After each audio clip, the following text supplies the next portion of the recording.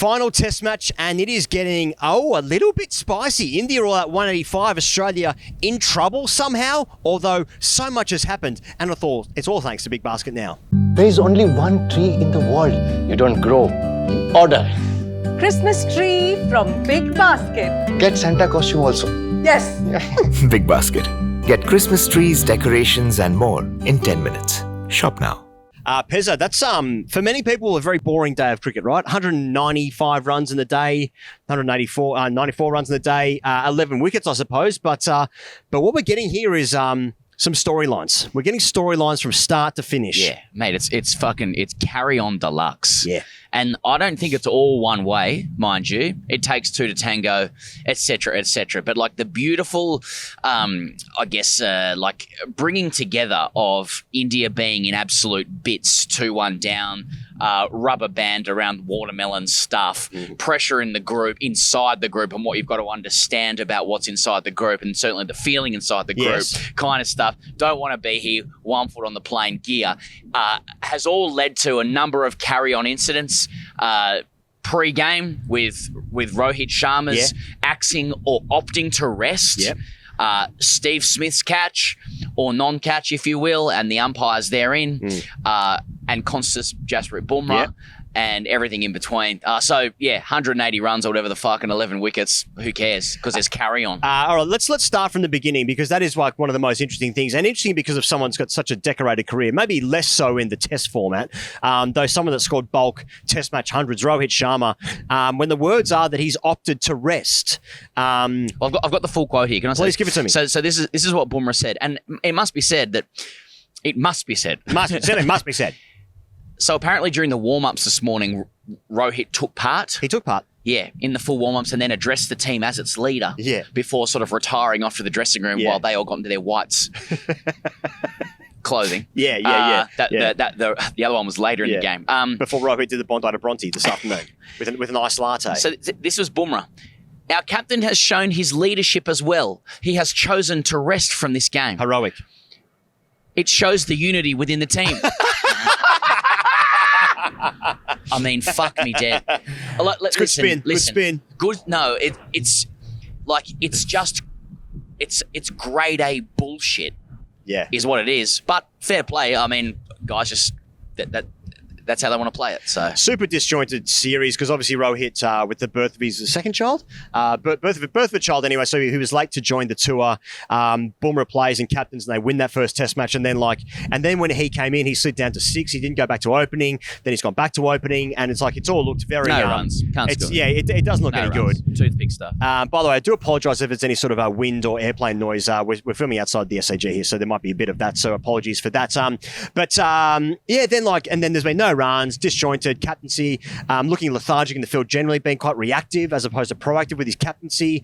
And then it's just like, I'll probably just sit this one out. But like, he's just been dropped. He's been dropped because he's not one of the best 11 players anymore. He's not performed in the team. His output has made him untenable. He's been dropped. Shubman Gill is a more interesting proposition for the team to play cricket. And investment. Yeah. So I guess there was that to start the day, but Bumrah gets the armband and wins a toss, and India have a bat. And so they have a bat under the new regime of Gautam Gambhir as well, who I think leading into this game was saying, like, the reports from Indian journalists were that he told the team enough was enough. I'm doing it my way now. I've let you do it your way the whole time, like an angry dad. We're doing it my way, and fuck, it was boring. Yeah. Like these losses, they weren't my fault. That's right. That was someone else's fault. You got Bazball, you got Cumball, and this is fucking Gamball. Yeah.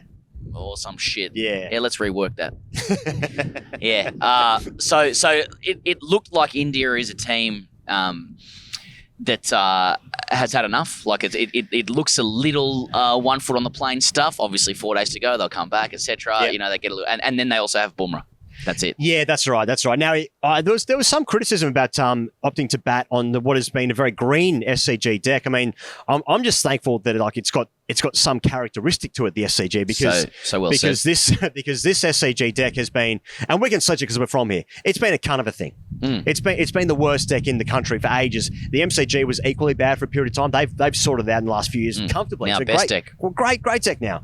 SCG, nothing, gave us nothing. And obviously it rained all the time anyway, but So for there to be some life and carry and like Australian life and carry as well, it makes you feel really proud and patriotic. And sort of proud to be Australian, you know? Yeah, got that carry makes me love Australia. Anyway, and it was tough going for the Indians. KL Rahul chipped one to Konstas a square leg early off Stark. And then Boland went into his work. He turned him over and went into his work. Yeah. After Jaiswal ran down the wicket he walked down the wicket and nicked one to Slug, who got himself in the game. Yeah, fuck, didn't that technique into the buckets look very, very safe? Okay, Let's have a little parenthesis on Slug debuting. Let's talk about it, yeah, because I think we didn't know how much we needed something like this, you know, for a long period of time, because Mitch Marsh gave us so much, you know. He gave us the great speech last year when he was literally awarded the best Australian cricketer, male cricketer in the country. A few months later, dropped, but cricket's a hell of a sport. But and he was a bit fat and liked a beer. Those were Mitch Marsh's words, right? And like there was some bowling, there was some great hundreds here and away, and there was some lineage to the past. But then also, we've just got a guy who's 6'6" with a crew cut and an earring, and his name's Slug, and we're all supposed to like dance around the fact his nickname's about a guy with a massive penis. And we can just say it on air, and we can talk about his nickname, and it's Slug from Snug. It's got a bit of a ring to it. And the conversation about the hands, I'm not sure I've ever felt more comfortable and safe being an Australian right now. Because I know in commentary, or like, you know, when you're a person of letters, one of the precepts is to speak with originality, you know, like to try and say things in ways different to others so that it feels fresh to the ear. That's an interesting take. For the receiver, yeah, rather than just speaking in glib, familiar cliches. It's a game of two halves. Yeah, exactly. Yeah, the game's but the game. I think that either people were contractually obligated to do this or they just could not conjure any other words. But the adverb of absolute buckets seemed to come into play like at least half a dozen times today across networks and across mediums and across nations, you know, global networks. Yeah. It's like, how about the absolute buckets on him?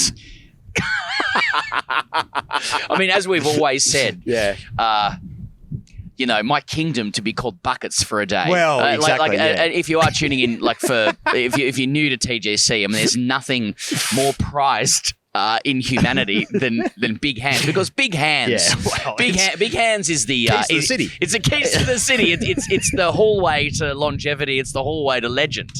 You know, in all walks of life, big hands gives you access to athleticism. Big hands gives you access to a big cock. You know, big hands gives you access to a presidential gravitas that you'll never understand. Gives you advantages in life. Yeah, it's like a Miss Universe pageant. You get to wear a sash, and instead of says Miss Rhode Island, it says absolute buckets on it. You know, which is why when someone says, "Wow, why would you trade your entire kingdom, your life, you know, for buckets?" Because if I have buckets, I have the greatest kingdom alive. I'm already in a better kingdom. Look at what I can do. Investments, portfolio, oh my God. wife, Yeah, kids, that's right. family, athleticism. Trade it all in for buckets for one day. Healthy, wealthy, and wise. Wonderful TV show. All three are very... It ain't got shit on buckets. Exactly, mate. It's all you can get all those things: health, wealth, and wisdom through big old buckets. Yeah, and can we talk about that catch he took? Was the way the elbow pointed, just so the way he watched the ball like a hawk into said buckets, even though he doesn't need to with buckets. No. You know, which was the kind of the energy and the hunger that we've wanted from a debutant. Yeah. You know, and he does, and it allowed people to say, the sort of the cricket hipster, the nonce, the pedophile, to say that he actually has some of the best hands in Australia. Yes, you know, at Shield level. Yes, that's right. Straight into the grippers. And there's something about like when you walk through the halls, and the bowels of the SCG. You know, you got this great lineage to, you know, like Richie Benno and Don Brad, like the Bradman stand, like this a bronzed statue of Steve Waugh. And there's a guy at 3 called Slug. Oh yeah, we're back, baby. This woke left hard core era is over. Let's get the fucking diamond fucking stud with a bloke from Snug, and we call him Slug. There's a stud in the air. There's a stud in the old cock there. Don't worry about that. Oh, mate. And what about, like, he bowls literally the same pace as Mitch Marsh, but they're still just doing a bit. Yeah. Mitch Marsh wouldn't have minded that deck today. No, I got to true. say, to be fair That's to true. him. I don't think he would have bowled 13 overs like Slug did that's a today, good point. to be fair. Anyway, let's get into the in 10 segment. Thanks to Big Basket Now, Pezza. Big Basket Now, you can get everything you need in 10 minutes or less. I know we've been talking about the festive season. It all starts with a big heart, of course, but now it's sort of past the festive season, although people haven't gone back to work yet, and we still don't really know what day it is. Yes. But you know, you can still Or get deities. your electronics, your plum cakes, and your cookies. Oh, yeah, plum cakes. You can get plum cakes and your cookies thanks to Big Basket Now. So anything you need in 10 minutes or less, if you're in India, get around it, I suppose. Other competitors may exist, but don't worry about them. They're dog shit. They're dog shit. Other competitors at Big Basket Now are dog shit. Yeah. That's our tagline. I'm pretty sure they'll be happy with that.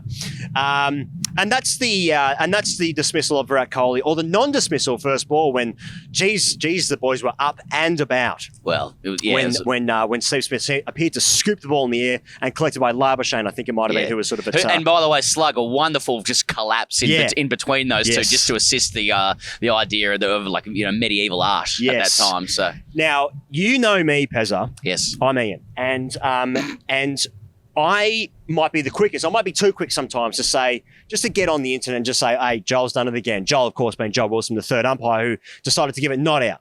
We're talking about Kohli's first ball, Boland stick off. And when I'm watching it, though, I'm like, it's probably not out. I mean, when you watch it over the course of maybe like half an hour, I can very much see the arguments for, you know, legally following the rules, that's out. And I get into these weird positions and gesticulation. I sort of semi-squat when I get into it. Yeah, that's right. And you lower your centre of gravity for balance. I'm fun at parties.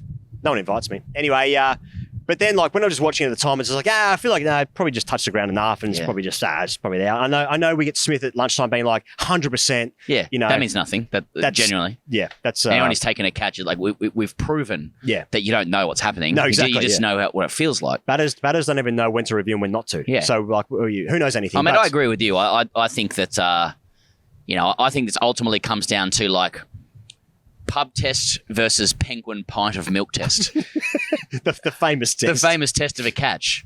It's out in a pub test. The pub test, it's out. Yeah. Penguin pint of milk tests are bound by laws that get very strange about catches. And I think I agree with you. I mean, if Joel Wilson gives that out, the amount of screenshots which would correctly show a ball on the ground without a finger underneath it, though there were some fingers underneath it, would have like, you know, it would have availed itself everywhere, and it would have been fair enough. I mean, you can see the ball touching the ground. People who contend that it's not out, I think they've got a problem with the law itself. It's the same with like run-outs at non-strikers end. Like you don't hate the decision, you hate the law. And I do think I do think Wilson's applied the law correctly. The ball's touched the ground. It's not out. However, this weird area that we get into with catches where like, you know, when you have simultaneous fingers underneath the ball and the ball touching grass, and the idea that the ground is deemed to be helping Steve Smith take that catch or control the ball, hence it's not out. I think in that situation, because he was scooping, doesn't apply. It's the correct use of the law, right? But I don't think he was in the way that, let's say, Stark in the Ashes, he uses the ground to control himself. He has his hand over the top of the ball. Right. So you can understand why the law is like, well, no, you can't use the ground there. Right. Smith was deemed to be using the ground, but he wasn't because he was going up, right? But it doesn't matter. Like, even though you think that's just a fucking catch. Yeah. Like, I do, like, that's what I think. I think that he's just fucking caught the ball, right? The law's been applied correctly. The ball's touched the ground. It's not out. Maybe they could look at the laws. I get to the point where I'm like, if I'm talking more about this, I need to turn myself into the Australian Federal Police. Yeah, and that's exactly where I get to. I'm just like, it's probably not exactly. Out enough. And that's why I never passed umpire school. Every decision. How do I feel? Ian, is it 4 or 6? Anyway, let's talk about Scott Boland, Pezza. Yeah. You know what? Actually, before then, can we talk about Rishabh Pant, who batted? He faced like 120 balls for 40 under the Gambier ideology. Yes, before playing a seemingly horrendous shot in the context of the innings, Well, he especially. scored for a couple of them. But fucking hell, he got absolutely battered and bruised. I actually found him uncomfortable in the context of like where he's come from with his injury and stuff. You know, like I was actually kind of thinking like, hasn't he been through enough? He's gonna like pep it on the bicep, then he pulled up his arm, he pulled up his sleeve. There's already an existing enormous bruise on his bicep. Yeah, but even so, when it happens to him, like whether he's playing a forward defense or getting absolutely fucking like getting fuck-eyed by the ball, he still looks bored. He's wonderful members of the commentary. Like he just plops onto that front dog, and then if he's not in position, he goes, "Oh, all right, I'll just wear it," you know. But like he was, it's coming. I agree, and he's hitting the cock heaps of times. I mean, everybody was today. Yeah, it's the sort of deck that it was. So, I agree with you. And then he just so he did the right thing by Gambier for a bit, and everyone was like, "Oh, any danger of some play here?" And then he just did what he normally does. Yeah, couple of good shots in between. Always great to watch. Yeah, 98 balls for his 40. He did run down the wicket against Slug and pop him over his head for a 6, which was good. Kohli as well, fishing, fiddling. Yeah, I mean, it's always said of the whole series, right? Like, I guess that wasn't a cover drive like I've been banging on about a little bit, but it's just like international bowlers have just figured out a way to get Virat Kohli out, and he has just not. He's not got better, so that stops happening. You know, like other guys in their career, well, very few, I suppose, at the same age, figure out a new way to defeat their weaknesses. And then they have like a second life, right? Because maybe it's like the short ball or whatever. Like Ponting had that with the short ball, actually. Like at the end of his career, he just stopped being able to pull and hook like he used to be able to. And so guys used to just bump him and then whatever. But Kohli's like that 5th, 6th stump line has been a weakness for 4 years, I reckon. Like, and he's still good enough to get the occasional 100, though. In the last 4 years, it's been like 2 or 3 test hundreds. It's just weird how it's weird how when I watch, I never think Kohli's going to score runs anymore.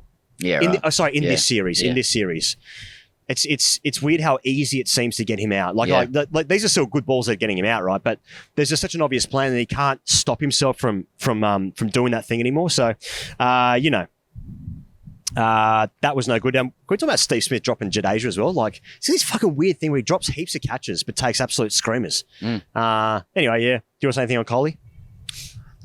People booed him when he walked off the field, and I just don't rate it. Like his carry on is a joke. And so you invite it, obviously, when you carry on, but I just think he's been too good a player, and I think the SCG could be better than that. I just, it's fucking Kohli. Like let him walk off. He's failing anyway. He's not hurting us. Like he's got one innings left. If I'm here, as in at the game, not alive. Jesus. Woo. I'll still enjoy. I'll still be grateful to be able to see him play, even though the carry-on's getting pretty grim. How you going? Yeah.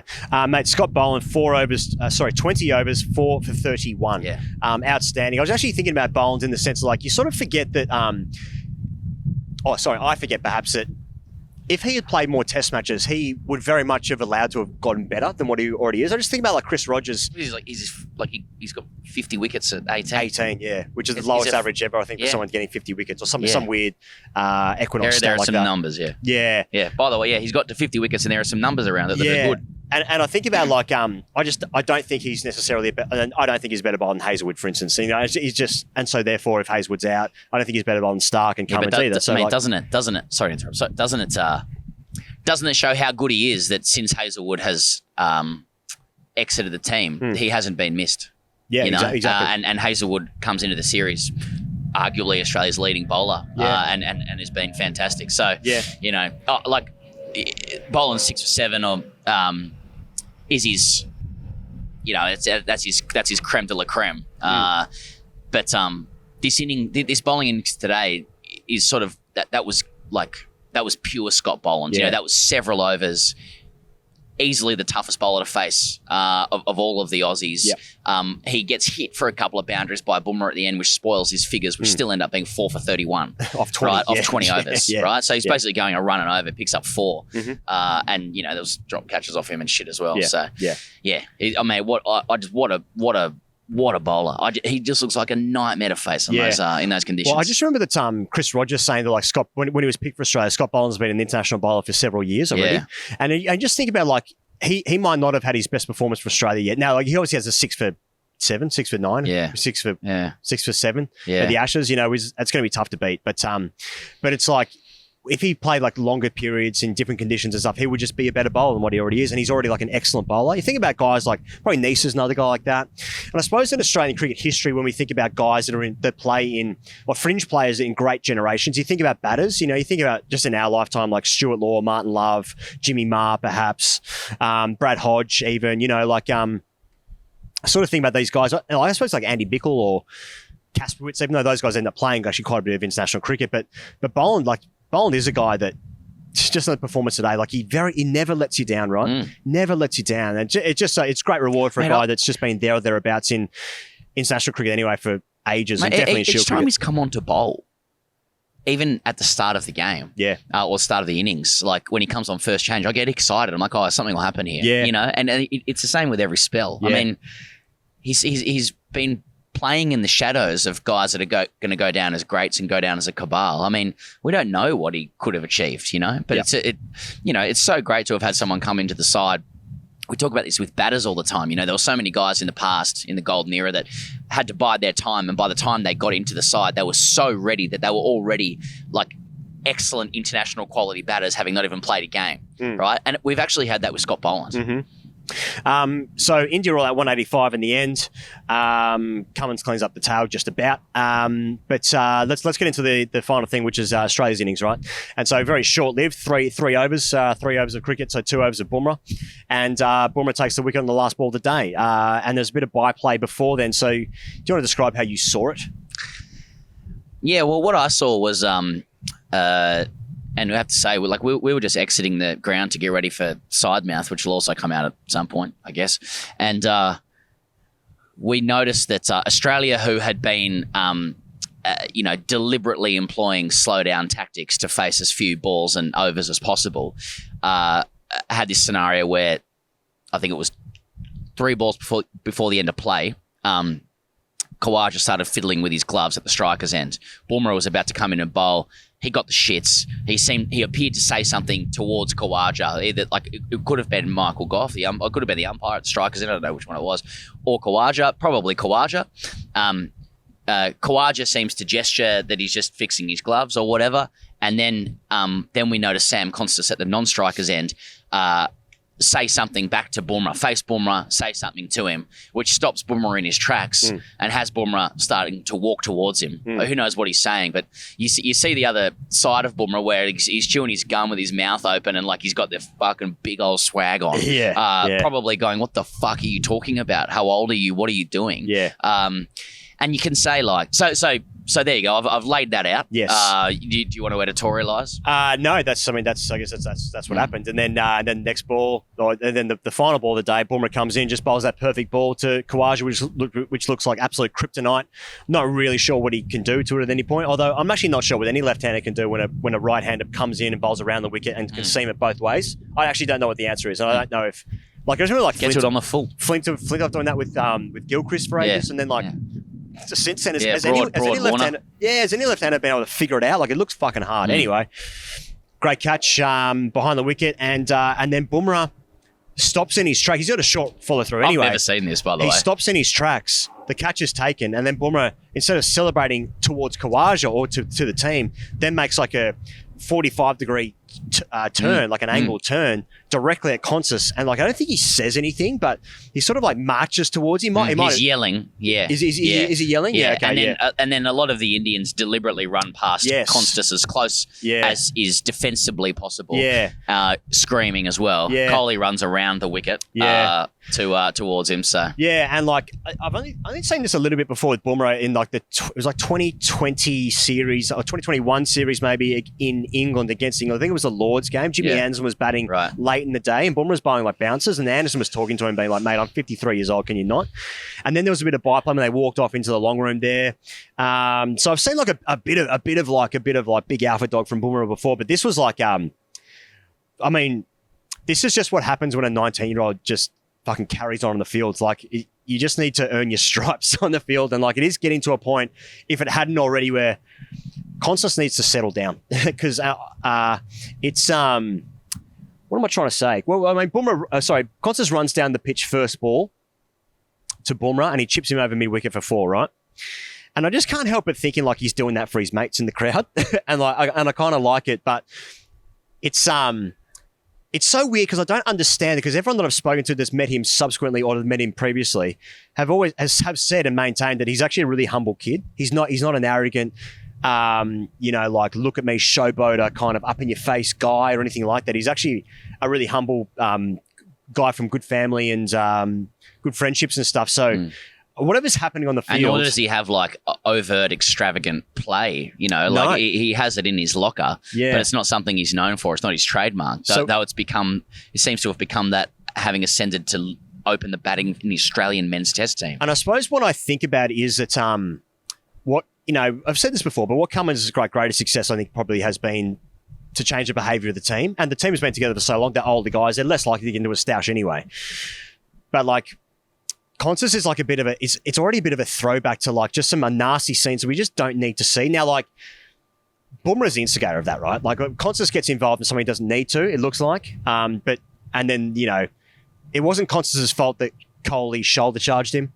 And it's not Konstas' fault that Bumrah like just goes and sledges him at non-striker's ends. Like, that's not his fault, but he's not innocent in the sense like it is happening to him. Like there is something going on, So like, and I just feel like it's just distracting from why a lot of people, and myself included, are so proud of the current Australian team, like really proud these guys represent us, because like it was just 30 years of us being cunts and I just had enough of it, and like I just don't like the cricket anymore where like we're the bad guys. And again, like I don't think he's not the bad guy in this situation, yet it is happening to him. So like I just think he needs a bit of like an arm around the shoulder, just being like, mate, I don't think he needs to run down the wicket first ball to Bumrah, despite you might have some plans. I'm getting myself in knots a bit, but I just want the young kid to do really well. And also I don't want us to go back into some dark times where like, fuck, we got cunts on the field, because I don't think he is. Does that make any sense?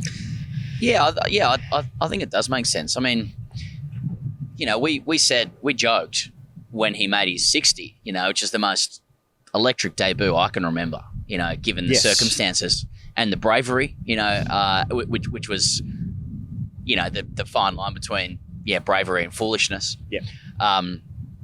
That it was a prefrontal cortex selection, like they've actually got him in the side because he doesn't know, he hasn't yet gained the wisdom of life. The chemistry of his brain hasn't evolved enough to understand the wisdom that comes with, rewards and consequences for things. And that helped him, not be able to calculate the risks he was taking when he rammed Bumrah, because so many of us older people are like, we have thought to ourselves, but what if he got out? And that's why we're not rich, because we don't push the boat out. We're not prepared to lose to win. I'm too late on Bitcoin. I'm too late on it. So even through that game, as he engaged in what a lot of us would call carry on, there was nothing in his conduct you could see that was actually having a materially negative effect on the team's success, and also it wasn't doing anything that appeared to inspire the other team too much. He was on the field, he's getting the crowd going and stuff like that. It wasn't too much around the Indian players. He was having some words with Jaiswal or whatever. Okay, maybe. But but there was the sense of like, oh, he's a 19-year-old guy with with sort of airhead swagger, and most 19-year-olds can be like that, especially if they're like successful athletes. On this occasion today, he decided to get involved in in conflict between two others against the world's best bowler, snarling with 3 balls to go in a day that his team is completely dominated and the other team is 1 foot on the plane. And it is absolutely reasonable to conclude that he has helped inspire Bumrah to higher heights to dismiss Khawaja in a scenario where there was no need for him to try and assert any authority over Bumrah. He has no authority over Bumrah. There's nothing intelligent or reasoned about that. And as you said, it's not like the joy of ramping. It's actually he's trying to be an alpha. Yeah. And you got to that is not his role in the team. Nobody asked for that, and it's actually had a tangibly negative impact on the team. right? Yes. And I would be surprised if our understanding, it's been suggested that members of the team have taken note and there are eyebrows raised about the carry-on. But now that he's done something that has actually hurt the team and brought some energy to the Indian team Exactly, yeah. when they're not even here. Yeah. Right? They're fucked. Yeah. They've seen fucked. Yeah. That's just dumb. It doesn't, like, there's nothing, like, I don't think there's anything, this isn't a take the good with the bad stuff. There's nothing redeeming about that, because what he was doing was, like, he was yelling at a bowler. It wasn't even funny. Yeah. He's like, I'm actually going to assert myself. Mate, stay the fuck out of it. You're 19 and there's 3 balls to go in the day. There's nothing. It's not even like there's anything to gain. So I think it's interesting as well in terms of, like, just like a cultural thing. Like, so much of not just the Australian team, but pro sport generally is just like, you do you, like that mantra, right? And, like, I think that given the team is so old, like, they've all very much, like, figured out who they are, what their cricket's about and stuff. And they've got this young guy that is going to be different in 5 years' time, in 10 years' time than what he is right now. And, like, who at 19 hasn't, like, just needed some time to figure some stuff out? Yeah, and so exactly. So give him full rope. He will continue to make those mistakes. And as I was saying this, I'm thinking, fuck, I wouldn't mind seeing that from Cam Green. Like a young guy. So, we get greedy. Now, listen, there's people who will be listening to this going like, fuck, boys, I hope the rupees are coming in because you've not even mentioned the coterie from India around this. Yeah. I mean, it is fucking A-grade level code stuff from them. Yeah. I don't think I've ever seen a bowler like run back at a non-striker at test level. And like, sorry, man, like the way he walks towards Konstas, the way Bumrah walks towards Konstas, fucking like bowing down to him being outstanding. But like, and the way they all run past him and yell at him. Yeah. It just like, it's very difficult to watch that and not think like there is simply rules for one team and rules for everybody else. Yeah. Right? Like the amount of aggression within that. You may say like, well, he's brought it on himself or whatever. Sure. It's just not equal. Australia would not be allowed to do that. We've hoovered up all of our cunt capital. Yes, right? we have. And so has but no other team would be allowed to do that as well. Like it's pretty maddening and dispiriting. Yeah, and just jumping ahead of what everyone's going to say, like, well, not going to take that from Australians, etc., etc. If your defence for murder is but what about all the other murders? Probably not a great defence. It's just a coat is a coat is a coat, and that's just what's happening, All right, should we do Ask TGC to wrap up the day's play? A good day's play, a Gritty's day's play. Yes, Gritty's day's play. Gritty's day's play. Like it's windy up here. Yeah, now let me see. Oh, here we go. I got it here. It's windy. I just wrote to the pay pigs. Hashtag AskTGC, me need questions now, me sick. When you find questions, should I just have a shout out? So we had our live show in Sydney last night, which was absolutely amazing. Thank you to everyone that came to the show, that is. And it was just one of the great nights for us at TGC. Obviously, Sydney hometown show for us. Great to be back home to play in front of the people that really gave life to the great cricketer. Sydney Test cricket, of course, was where this whole thing started. And to be joined by Ricky Ponting and special guest surprise guest Adam Gilchrist on stage was just magnificent. And Pez and I actually didn't say a single fucking word for the second half of the show, which was kind of annoying because it's kind of our show. Yeah, so it was kind of rude of them, really. It kind of was a bit rude, but thank you so much to the people that came. And it was just a wonderful night, so thank you. And by the way, just one more shout. Tickets are available for our final show in Melbourne with special guest Pete Hanscom, who, by the way, Pezza, has been added to this current squad. With Kuhneman and with Todd Murphy. So is he going to play in Sri Lanka? Well, let's ask him on stage. Tickets available in Melbourne, January 9 at the Forum. Tickets at greatcricket.com or Ticket Tech. There we go. What have we done to deserve this coterie? We are the good boys. We not bad. We good. Yeah, that's right. Carry on after winning toss and getting rolled for 180. Why is? Bumrah sending off the wrong bloke. Eyes painted on. It was just a mistake. How come Sydney fuckpigs get best toys and dividends? Where are mine? Did Washy have somewhere to be after he was out? Looked like he wanted to review the review. Yeah, carry on again. Let's talk about that. Let's talk about that. Okay, so that to me looked like I didn't hear the commentary because we were at the ground, so I wasn't listening to it at that point. But I couldn't really tell. We understand that Simon Torfel on Channel 7 had said like, well, what the umpire's looking for is a spike within a frame. They got the spike within the frame. It's out. So if it's as simple as that, then like all good, I suppose. But what's not all good is like, even if that was controversial, and maybe I've got that wrong, but like maybe it was like maybe not out. Mate, get the fuck off the field. Get the fuck off the field. I mean, how many times is this Indian team going to fucking stand there when they've been given out for like, I'm looking at like 30 seconds today for that one. Mate, get the fuck, mate, great guy. Dog stuff, all good. Yeah, all Gabba, good. all Been on the good. show. Friend of the show. Love it. All good. Mate, Yeah. get the fuck off the field. Cheers. Losing friendships. Everyone gets red mist, you know what I mean? Yeah, He's got yeah, red yeah. mist. Kohli got red mist. Everyone can be good, but just get the fuck off the field. Will Smith Optics sponsor Joel Wilson with some prescription specs? Hey, Scotty Bean, the Smith Optics star, so. Yeah, nice. To coat or not to coat, that is the question.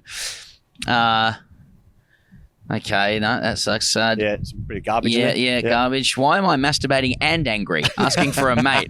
So if I've read that, what were the other ones? Rishabh punt mind in pieces, fearing looming Gavaskar blow up. Yep. Nah, that's. Can Slug bowl quicker, or is he slower because of his trouser snake? Not easy to run in when you got things slapping against your knee. That's all I'm saying. All right. Well, thank you very much for joining us here on TGC. A great day's play in a big Test match, a meaningful Test match. If Australia win this Test match, they can actually just go be on the beach in Sri Lanka. Yep. Play whoever they want. World Test Championship locked in against South Africa. So that'd be fun. So, plenty to play for. We'll be back here tomorrow. See you guys then. Cheers.